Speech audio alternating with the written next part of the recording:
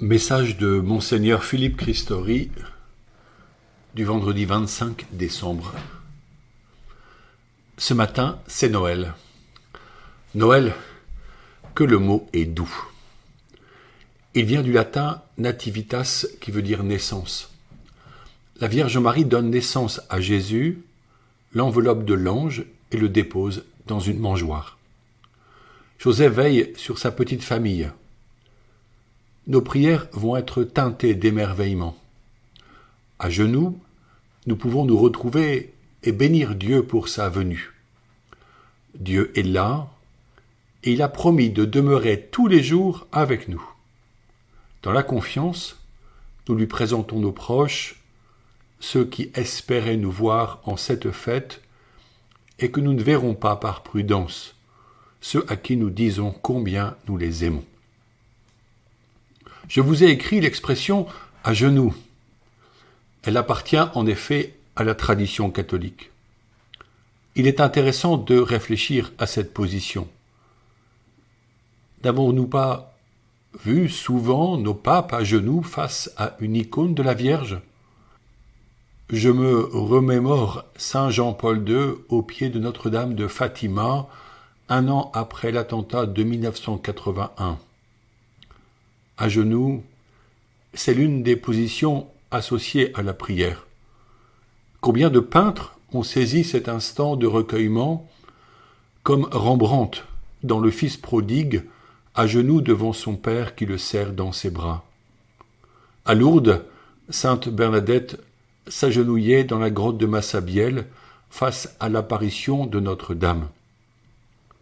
Notre prière peut utiliser de nombreuses positions physiques, comme Laurent, debout qui lève les bras vers le ciel.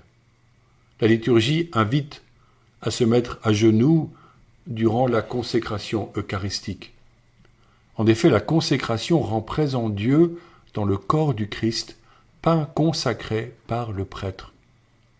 C'est en réalité Jésus-Christ lui-même qui s'offre à Dieu le Père, quand le prêtre élève le Saint-Sacrement vers l'assemblée, pour ce moment d'intense adoration.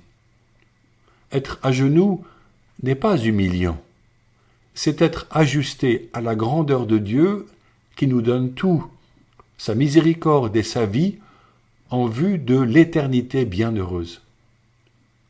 Dans nos crèches, Joseph est souvent représenté debout, tel celui qui veille sur sa famille. Marie est à genoux, comme une maman aime faire à côté du berceau de son bébé. Elle le contemple. Ce jour de Noël, nous entrons dans l'octave de la Nativité. Ce mot « octave » n'est pas familier à tous. Octave signifie 8, soit 8 jours de fête pour prolonger Noël. Les offices de la liturgie des heures reprendront les mêmes psaumes très joyeux. Les hymnes rappelleront la venue du Messie. Les textes bibliques nourriront notre compréhension du sens de cette fête. Plusieurs grandes fêtes seront célébrées. Le 26, la Saint-Étienne, premier martyr pour Jésus. Le dimanche 27, la fête de la Sainte Famille. Le 28, les Saints Innocents, ces enfants massacrés par le roi Hérode qui pensait ainsi faire périr Jésus. Le 29, saint Thomas Becket, homme moins connu mais qui mérite un grand respect pour sa défense de l'Église face au roi d'Angleterre qui le fit assassiner. Enfin, le 1er janvier, un jour pour honorer la Vierge, Marie, Mère de Dieu. Ce sera un beau parcours de foi et de prière dans l'action de grâce pour refuser la morosité et l'angoisse face à la pandémie et au confinement. Dans mon dernier message, nous parlions du rôle central de l'Esprit Saint dans l'efficacité des sacrements et je désire continuer sur ce thème.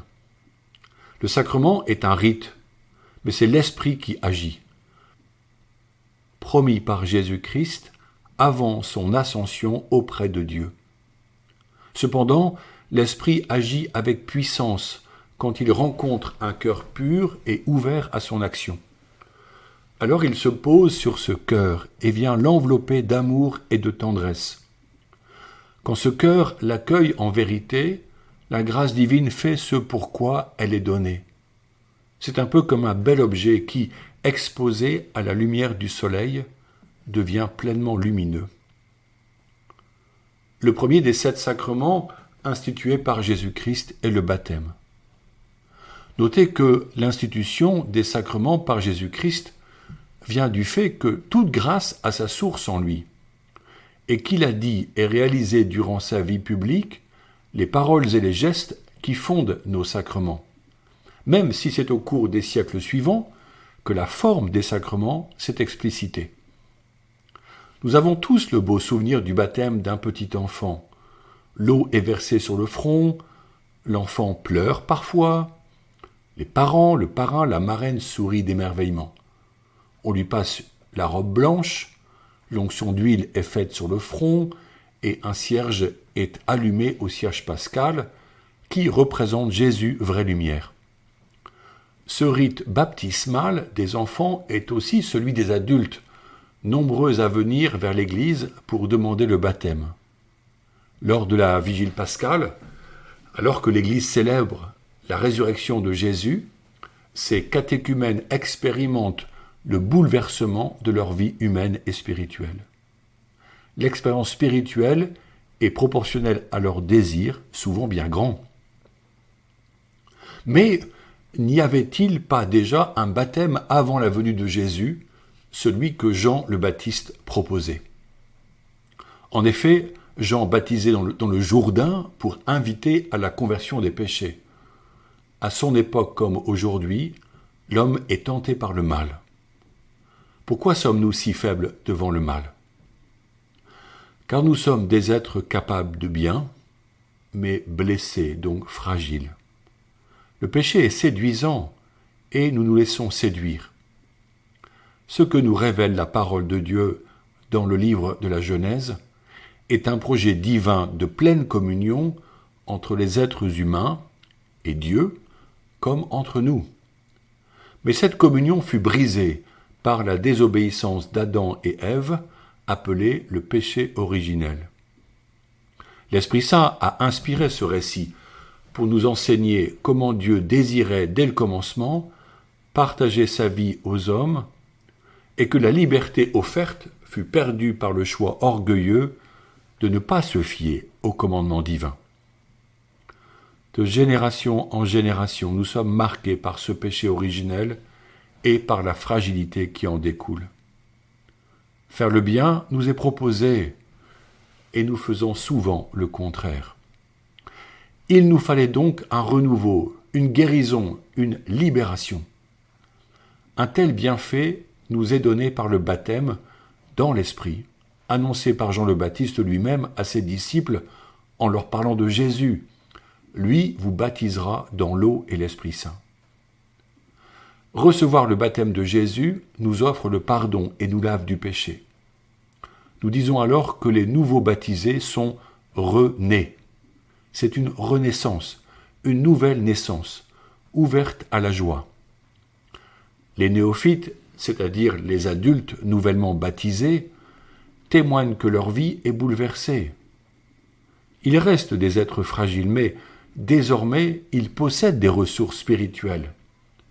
En effet, tout baptisé devient membre de l'Église, pierre vivante, et il prend sa place dans la communauté des croyants.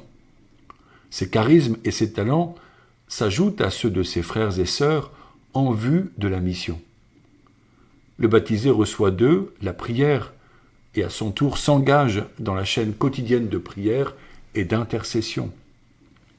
La parole de Dieu devient en lui la source de la sagesse. Les saints et les saintes sont ses nouveaux amis, lui inspirant comment mettre en musique l'Évangile selon son expérience de vie et ses talents. Enfin, et ce n'est pas le moindre des dons du baptême, le nouveau baptisé reçoit la promesse de la vie éternelle. Elle est donnée pour être accueillie jour après jour dans la fidélité à l'appel reçu.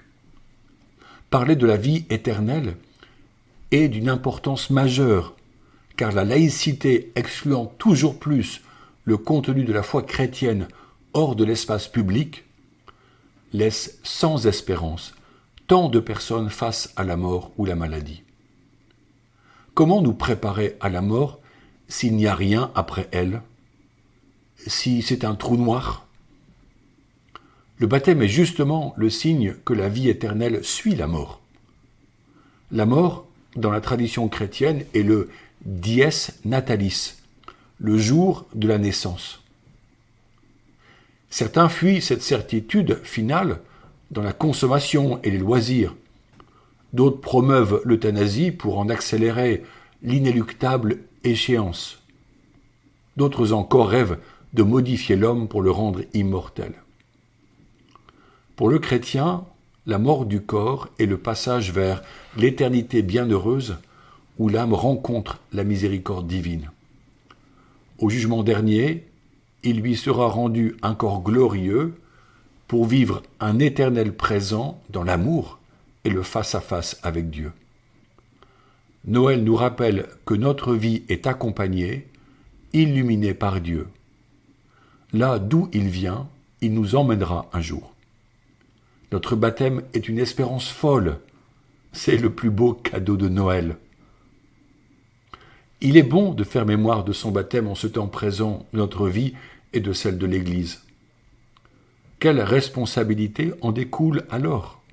Comment dois-je vivre de mon baptême 20, 40 ou 60 années plus tard? Est-il réellement une source de vie en nous? Réjouissons-nous en ces jours, car il est grand ce mystère et tellement heureux. Maintenant je vous bénis, au nom du Père et du Fils et du Saint-Esprit. Prions Notre-Dame du sacerdoce dans nos foyers et demandons des vocations sacerdotales. Prions tout particulièrement pour le Père Philippe-Jacques Proto, décédé le 15 décembre, qu'il repose en paix. Vierge Marie, Mère du Christ prêtre, Mère des prêtres du monde entier, vous aimez tout particulièrement les prêtres, parce qu'ils sont les images vivantes de votre Fils unique. Vous avez aidé Jésus par toute votre vie terrestre, et vous l'aidez encore dans le ciel. Nous vous en supplions, priez pour les prêtres. Priez le Père des cieux pour qu'il envoie des ouvriers à sa moisson. Priez pour que nous ayons toujours des prêtres, qui nous donnent les sacrements, nous expliquent l'évangile du Christ, et nous enseignent à devenir de vrais enfants de Dieu. Vierge Marie, demandez vous-même à Dieu le Père les prêtres dont nous avons tant besoin.